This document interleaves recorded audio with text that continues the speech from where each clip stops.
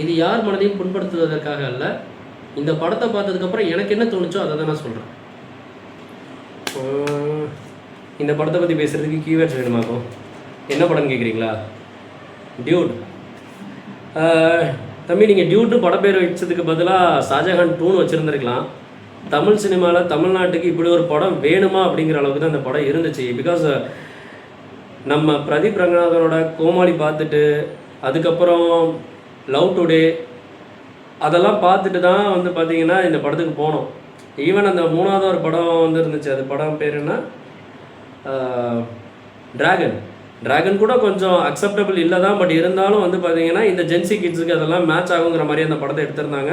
Okay, but இன்னைக்கு அவர் அதையும் தாண்டி ஒரு படி போயிருக்கிறாரு. இந்த படத்தை வந்து எந்த படங்களோட ஒப்பிடுறதுன்னு தெரியல. ஏன்னா ஒரு காலகட்டத்தில் 3ன்னு ஒரு படம் வந்துச்சு. ஸ்கூல் பசங்கள்லாம் லவ் பண்ணலாம், ஸ்கூல் பசங்கள்லாம் இப்படி தான் இருப்பாங்கன்னு சொல்லி ஒரு ஜென்ரேஷனை கெடுக்கிற மாதிரி ஒரு படம் இருந்துச்சு. இப்போது அதை அப்படியே அடுத்த லெவலுக்கு எடுத்துகிட்டு வந்திருக்கிறாரு நம்ம பிரதீப் ரங்கநாதன். அவர் படத்தில் என்ன சொல்ல வராருன்னா, ஜாதி மாற்றி கல்யாணம் பண்ணுறது வந்து இன்னும் பெற்றவர்கள் வந்து எதிர்க்கிறாங்க, இன்னும் அப்படிலாம் பண்ணால் கொலை பண்ணிடுவாங்க அப்படிங்கிறத வந்து அவர் கண்டிக்கிற மாதிரியும் அதுக்கு ஒரு நல்ல சொல்யூஷன் கொண்டு வந்துருக்கிற மாதிரி இந்த படத்தில் எடுத்துகிட்டு வந்திருக்கிறாரு. ஆனால் அதை கொண்டு வந்த விதம் தான் வந்து பார்த்திங்கன்னா ரொம்ப மோசமாக இருக்குது. என்னென்னா படம் வந்து பார்த்திங்கன்னா முதல் 20 நிமிஷத்துலேயே முடிஞ்சிருச்சு. படம் எடுத்த முதல் 20 நிமிஷத்துலேயே படத்தோட கதை முடிஞ்சிருச்சு. அதுக்கப்புறம் அதை எங்கடா கொண்டு போகிறாங்கங்கிறது தெரியாமல் நம்மளை அந்த படத்தில் உட்கார வச்சுருந்தாங்க. ஏன்னா இப்போ கொஞ்ச நாளைக்கு முன்னாடி கூட வந்து பார்த்திங்கன்னா காதலிக்க நேரம் இல்லைன்னு ஒரு படம் வந்துச்சு. அது காதலிக்க நேரம் இல்லைங்கிறதுலாம் இல்லை, கல்யாணம் பண்ணிக்க நேரம் இல்லை, நான் நேரடியாக குழந்தைய பார்த்துக்கிறேன் அப்படின்னு ஒரு கான்செப்ட் கொண்டு இருந்தாங்க இல்லையா. அந்த மாதிரி இங்கே என்ன பண்ணுறாங்கன்னா, நம்ம வந்து காதலிச்சவனை கல்யாணம் பண்ணிக்க வழி இல்லை, அதனால் கிடைச்சவனை கல்யாணம் பண்ணிட்டு காதல் வச்சவனோட புள்ள பெற்றுக்கலாம், செகண்டாக கூட போய்க்கலாம் அப்படிங்கிறத ரொம்ப தெள்ள தெளிவாக நம்ம பிரதீப் ரங்கநாதன் படத்துக்கு கொண்டு வந்திருக்கிறாரு. இது ஒரு புது வகையான இந்த ஒய்ஃப் எக்ஸ்சேஞ்சுன்னு சொல்லி ஒரு வார்த்தையை சொல்லுவாங்க இல்லையா, அந்த கலாச்சாரத்தை அப்படியே தமிழ்நாட்டுக்குள்ளே எடுத்துகிட்டு வந்திருக்கிறாரு பிரதீப் ரங்கநாதன். இவர் லவ் பண்ணுவாராம், அந்த பொண்ணு வந்து இன்னொருத்தரை லவ் பண்ணுமா, ஆனால் அவங்க அப்பா கல்யாணத்துக்கு ஒத்துக்க மாட்டாராம். அதனால் இவர் தாலியை கட்டிட்டு ஃபர்ஸ்ட் நைட்டுக்கு அங்கே அனுப்பிடுவார்.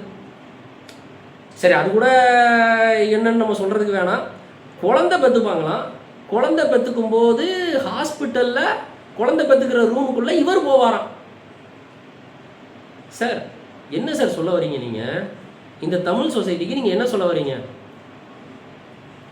கோமாளி படத்தில் சீரியஸாகவே சொல்லணும்னா, இன்றைக்கி இருக்கிற மனுஷங்க பழசெல்லாம் மறந்துட்டாங்க, எப்போ பாரு ஃபோன் இருக்கிறாங்க அப்படின்னு நிறைய விஷயத்தை எடுத்துகிட்டு வந்திருந்தீங்க. மனிதனே இல்லை, மனிதனே வேணும், எல்லாரும் சுயநலமாக இருக்கிறாங்க, அதெல்லாம் சொல்லியிருந்தீங்க.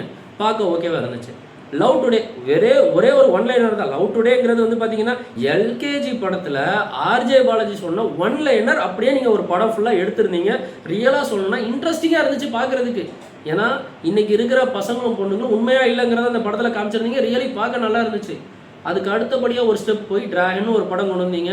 ட்ராகன் படமும் வந்து பார்த்தீங்கன்னா கொஞ்சம் நான் அக்செப்டபிள் சீன்ஸ்லாம் இருந்துச்சு, பட் அக்செப்ட் பண்ணிக்கலாம். ஓகே, இன்றைக்கி இருக்கிற ஜென்ரேஷனில் இப்படியும் பசங்க இருக்கிறாங்க அப்படிங்கிறத காமிக்கிற மாதிரி வச்சுருந்தீங்க. இந்த படத்தில் நீங்கள் என்ன சார் சொல்ல வரீங்க? என்ன சொல்லியிருக்கிறீங்க? சரத்குமார் சார் வந்து சூப்பராக பண்ணியிருக்கிறாரு. அவருக்கு கொடுத்த ரோலை சூப்பராக பண்ணியிருக்கிறாங்க. எல்லாருமே இந்த ஆக்டிங்கில் நம்ம சொதப்பிட்டாங்க, இல்லைனா மியூசிக்கில் அதெல்லாம் இல்லை. பாட்டு நல்லா இருந்துச்சு, ஆக்டிங்லாம் ரொம்ப நல்லா இருந்துச்சு. கதை என்ன சார் சொல்ல வரீங்க?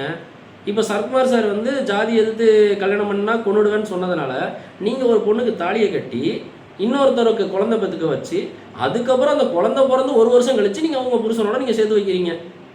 நீங்கள் புதுசாக ஒரு கல்ச்சரையே தமிழ்நாட்டுக்கு இன்ட்ரடியூஸ் பண்ணுறீங்க, தமிழ்நாடை கெடுக்குறீங்க. தமிழ் சினிமாவில் தமிழ்நாட்டுக்கு இப்படி ஒரு படம் தேவையே இல்லைங்க. நீங்கள் பக்கத்து ஸ்டேட்லலாம் வந்து பார்த்தீங்கன்னா 100 கோடி 1000 கோடின்னு சொல்கிற மாதிரி சின்ன பட்ஜெட்டில் எடுத்த படங்கள்லாம் பெருசாக ஓடுதுன்னு சொன்னால் சாலிடான ஒரு கண்டென்ட் இருந்துச்சு. நீங்கள் என்ன கண்டென்ட் சொல்ல வரீங்கன்னு எனக்கு புரியலை. இன்றைக்கி இருக்கிற ஜென்ரேஷனை கெடுக்குறீங்க. தயவுசெய்து நீங்கள் தமிழ்நாட்டுக்கு எதுவுமே செய்யலைனாலும் பரவாயில்ல, நல்லது சொல்லலைனாலும் பரவாயில்ல, தமிழ் சினிமா மூலமாக நல்ல கருத்துக்களை நீங்கள் மக்களுக்கு எடுத்துகிட்டு வரீங்களோ இல்லையோ, இந்த மாதிரி வெளிநாட்டு கல்ச்சரை கொண்டு வரேன், அதை கொண்டு வரேன், இதை கொண்டு வரேன்னு இங்கே இருக்கிற ஜெனரேஷனை தயவுசெய்து கெடுக்காதீங்க. இதை பார்த்ததுக்கப்புறம் நான் இப்போ ஆணவ கொலைக்கு சப்போர்ட் பண்ணுறேன்னா, ஒருவேளை இன்டர்வல் சீனில் வந்து பார்த்தீங்கன்னா தாலியை கட்டலை அப்படின்னா சரத்குமார் வந்து அந்த கேரக்டரை கொல்ல வேண்டிய சூழ்நிலை வந்திருக்கும், அதனால தான் அப்படி ஒரு கான்செப்ட் எடுத்தார், இல்லைனா இந்த ஸ்டோரியே இருந்திருக்காது அப்படிங்கிற மாதிரி நீங்கள் யாராவது சொல்கிறதா இருந்தால் கண்டிப்பாக நான் அப்படி சொல்லவே வரல. நான் சொல்ல வர்றது இது ஒரு தேவையில்லாத கல்ச்சரை தமிழ்நாட்டுக்குள்ளே இன்ட்ரடியூஸ் பண்ணுறதா ஆகுது.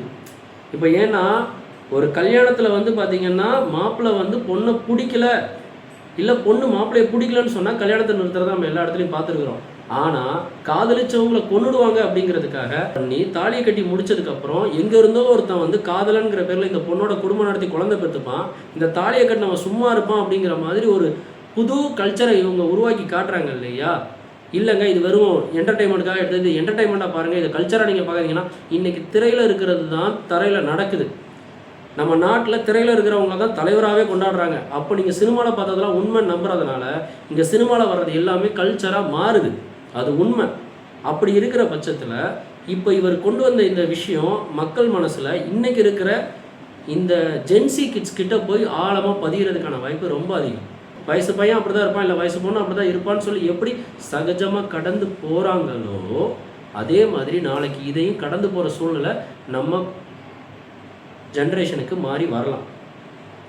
அதை தடுக்கணும்னா இந்த மாதிரி படங்கள் எடுக்கும்போது இந்த மாதிரி படங்கள் தமிழ்நாட்டுக்கு தேவையில்லை, இது படம் சரியில்லைங்கிறத நம்ம தான் சொல்லணும்.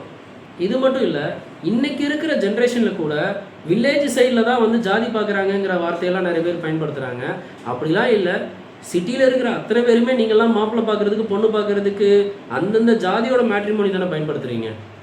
ஒன்றும் நீங்கள் எல்லாருமே வந்து லவ் மேரேஜ் அக்செப்ட் பண்ணிக்கிற எல்லாருமே 100% எல்லோரும் லவ் மேரேஜை அக்செப்ட் பண்ணிக்கிறது இல்லை, எல்லாருமே இதை பண்ணுறதில்ல. பண்ணுறவங்களுக்கு நான் சொல்கிறேன். அதனால் இங்கே யாரும் வந்து பார்த்திங்கன்னா இந்த ஆணவ படுகொலைக்கோ ஜாதிக்கோ சப்போர்ட் பண்ணி பேசலை. இந்த படத்தில் சொல்ல வந்த கருத்து மக்களுக்கு தேவையில்லாத ஒன்று.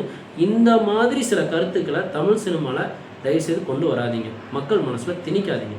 வேறு ஏதாவது நல்ல கதை எடுத்துகிட்டு வாங்க, மக்களுக்கு நல்ல விஷயம் சொல்லுங்கள். நாங்கள் மக்களுக்கு கருத்து சொல்ல வரல, ஒரு என்டர்டைன்மெண்ட் பண்ண வந்தீங்க அப்படின்னா ஜென்ரேஷனை கெடுக்கிற மாதிரி எந்த ஒரு என்டர்டைன்மெண்ட்டையும் கொண்டு வராதிங்க. எங்களால் தான் பசங்க கெட்டு போகிறாங்க அப்படின்னு கேட்டிங்கன்னா உங்களாலையும் கெட்டு போகிறாங்க அப்படிங்கிறது தான் எங்களோட வாதம்.